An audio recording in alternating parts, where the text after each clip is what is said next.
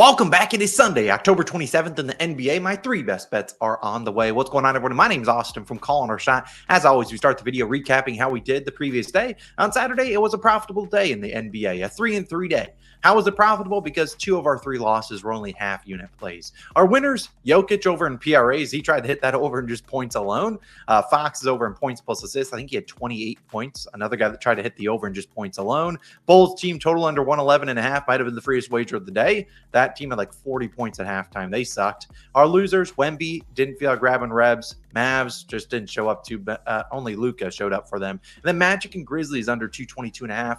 My two picks in there was either the Grizzlies money line or taking the under, and we kind of got cooked in that under late in that game. But hey, a 3-3 day, we'll take it. I appreciate you if you're watching it on a Sunday. Typically Sunday NBA videos, my least viewed video for NBA. So if you're watching this one, give yourself a pat on the back. You're an OG. Also, because it's the least amount of views, typically the success rate is pretty good because normally on Monday I'll post the video, be like, hey, we went 3-0, and then people be like, the one day I don't watch. That's how it always works. So hopefully that is the case today. Hopefully we can go 3-0 if you are tuning in on a Sunday. I appreciate you. We have a bunch of other NFL videos live on the channel. We will have a ladder challenge for day one in the NFL as well. Feeling pretty good about the NBA right now. So we got three picks today. All are going to be two props and one same game parlay. And we'll talk about a spread pick I looked at, but it kind of is involved in the spread that I'm taking. So we'll kind of dive into that team right now. And the first pick of the day will be Jaylen Johnson of the Atlanta Hawks over 21.5 points plus assists, minus 120 on FanDuel. If the Hawks were at home here, this might be a 1.5 or 2 unit play.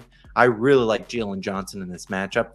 They are on the road, I believe, in OKC. So I did actually like the Hawks on the spread, and it kind of goes hand in hand with this because Jaylen Johnson's going to have to show up if the Hawks have any chance of covering the number. But I rather just take this instead of putting some money on a Hawks spread. I think this can hit, and the Hawks spread might not hit. That's just how it works. Now, it's 21.5 points plus assists. I know I'm going to get some questions. Austin, I don't have points plus assists. I only have individual lines. I would take the points at 17.5. And I actually like the points more than the points plus assists if the points plus assists moves up to 22.5 and the difference is 5. But I like those assists for Jaylen, and I'll talk about why. I also looked at his PRA line, but there's no value in the PRAs. It's like 31.5.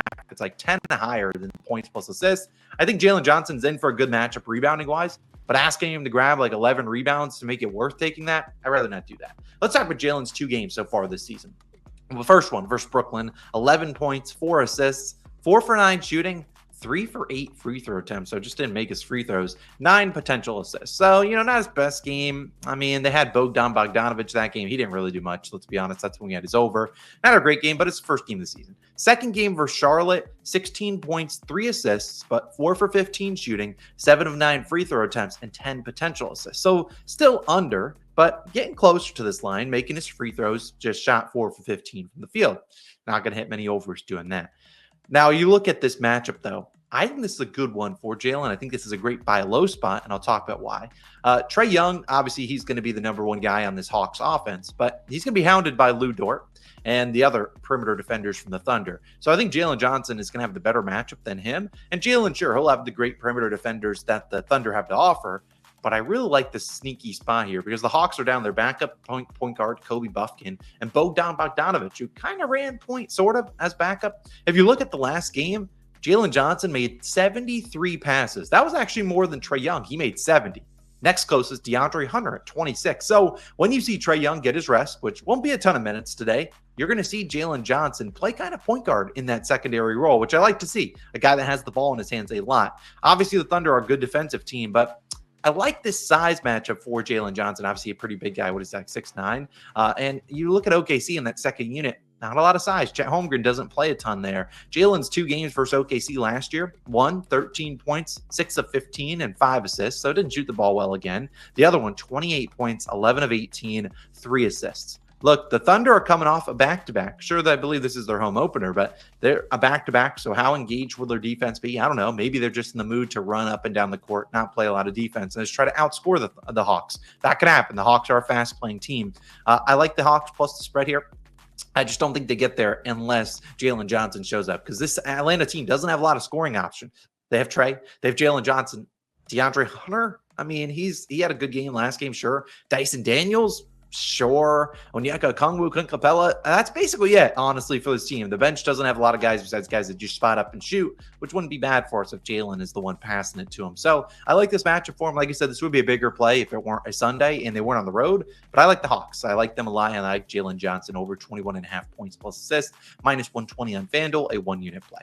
My second play is going to go to that late night game with the Blazers and Pelicans, and it will be Anthony Simons of the Portland Trail Blazers over 20.5 points, minus 115 on FanDuel. Last year, we backed Anthony a good amount, and he normally respected our money. I would play this at 21.5. I don't see a lot of value on his other lines, if I'm being honest, but I like Simons tonight. Now, the Blazers and Pelicans will play once again. They just played on Friday. Pelicans stayed overnight, I would imagine, for whatever, a day or two, and now they'll play once again. In that game, Simons, 24 points, 6 of 20, 2 for 9 from 3, 10 of 11 on free throw attempts. I put Jeremy Grant at 34 points down below. He made 8 threes. Now, obviously, we love to see the volume. If you told me Anthony Simons shot 20 times tonight and got 11 free throw attempts, I'd probably make this a 25-unit play. If you told me you can guarantee 20 shots and 11 free throw attempts, I mean, statistically, he would hit this over about 99% of the time if I had to guess. That's why I would make it a 25-unit play. But they obviously didn't shoot the ball well, still went over, and we love to see that volume. Now, I put Jeremy Grant there because Jeremy Grant just torched the Pelicans. So if I'm the Pelicans, and I'm coming into this game, obviously coming off a win, love to see that. But I'm coming in here and I'm like, all right, we got to make some adjustments. Sure, we love to win, but it was a tight game down the stretch. How can we change our defense to be a little bit better? Am I going to change on Anthony Simons? Probably not. He just shot 6 for 20 from the field. But I'd rather change on Jeremy Grant, a guy that just dropped 34, made 8 threes. So maybe we see them play Jeremy Grant tighter, and it gives up some opportunities, maybe to Anthony Simons to have a little bit more room. Sure, he's going to have Herb Jones on him, but he can still go out there and score with the best of them. And I think the Pelicans are a pretty solid roster. I think they have a lot of good defenders out there. So I don't see other guys just randomly spawning in and getting, 25 points. This is just a Pelicans team that I think is going to be pretty good defensively all season long. Still going to work out some kinks with Zion kind of playing that 5 role. But I think Simons will be able to drive and do his thing. And their first game versus the Warriors, they got smoked, but he still played 33 minutes. Obviously didn't hit the over. But I think if this is a game where we see maybe Anthony Simons struggle a little bit in the first half, he could come out in the third quarter and go berserk. This is Anthony Simons. If he gets hot, sees one go through the hoop, he's going to continue to shoot it. And I like that the Pelicans don't really have any size down low. Daniel Tice, I'm not afraid of him. And if he's out, they don't really have a lot of size down there, which is kind of why I feel like Anthony Simons was attacking the hoop, getting to the free throw line. So, again, I like this. If you want some additional drama, obviously, if you haven't been on social media, you wouldn't know this. But Brandon Ingram hit a game winner. And then it came out that Anthony Simons is having a baby with Ingram's baby mama. And so we saw Trey Murphy saying, show her who's better or something like that after the game, after Ingram hit the game winner over Anthony Simons. Like, I don't know what Simons does on his phone, but I imagine he saw that. And I don't think you want to let another guy come into your home building, hit that game winner, talk some smack, and not try to show up the next game and try to win that one. So, again, I like Anthony Simons. You can buy into the baby mama drama if you want. Hey, it is what it is. Let's go Anthony Simons. Go have a big night. And then my final play of the day will be a same-game parlay. Yesterday's with Wembanyama did not come through. We're going back to our trusty team, the Bucks. Here's the 4 legs I like. We got Giannis at 20 points, Damian Lillard at 4 assists, Cam Thomas at 20 points, and Bucks to win. Bucks money line. This is plus 100 on FanDuel, right? Exactly on plus 100. Was plus 103, but the odds changed on me. I went to post to the DubClub. I'll be honest, there's 3 picks in here that I don't see losing. Giannis, Lillard, and I really don't see the Bucks losing. If the Bucks lose, they already lost. They already got their game out of the system where they lost as 9-10-point favorites. That was to the Bulls. The Nets stink. The Nets are terrible. So I think this comes down to Cam Thomas, which is what I want it to come down to, because I like Cam Thomas's regular over in points at 25.5. But this game could always be a blowout. I still think he can get to 20 in a blowout, but getting to 26 in a blowout, not ideal. Now, like I said, I don't expect the other 3 legs to lose. Giannis, 20 points in 13 straight versus Brooklyn. Dame had 4 assists and 69 of 73 last year and 6 and 8 so far this season. He's pretty much their only point guard. And the Bucks have won 5 straight versus Brooklyn. Look, I think those 3 legs are certified winners. Those should cash, I hope. Then I hope this comes down to Cam Thomas. And I think Cam Thomas can get the job done. So far this season, 24 and 36 points on 17 and 27 field goal attempts. Last year versus Milwaukee, 45, 8, and 21 points. You might be like, hey, what the heck happened? That was the game. If you remember, they played their starters the first quarter and benched them the rest of the game. It was a back-to-back. They got in a lot of trouble for that. And obviously he played 12 minutes, and that was it.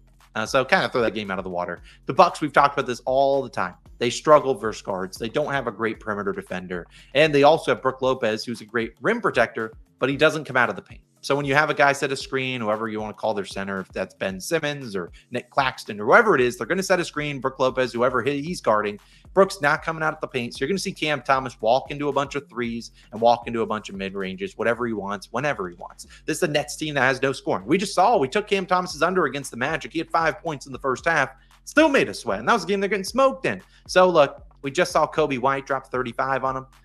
We saw Maxey drop 25 the first game, and he shot Halloween 10 for 31. I think this is a spot you will see Cam Thomas continue to be aggressive. He should be locked into 20 points every single night. He has the volume. Like, it's crazy. I mean, the other guys in the starting lineup, besides Dennis Schroeder, they don't shoot the ball. Ben Simmons, he doesn't want to shoot.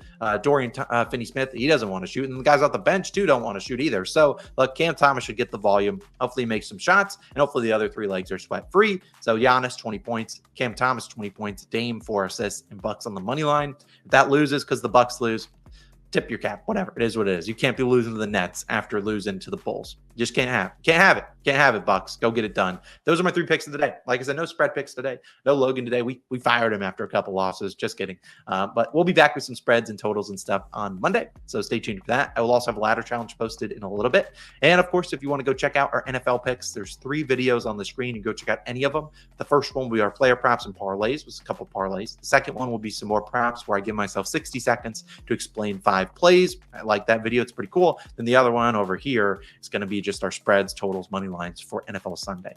Either way, have a great day. Good luck on all your picks. Go Anthony.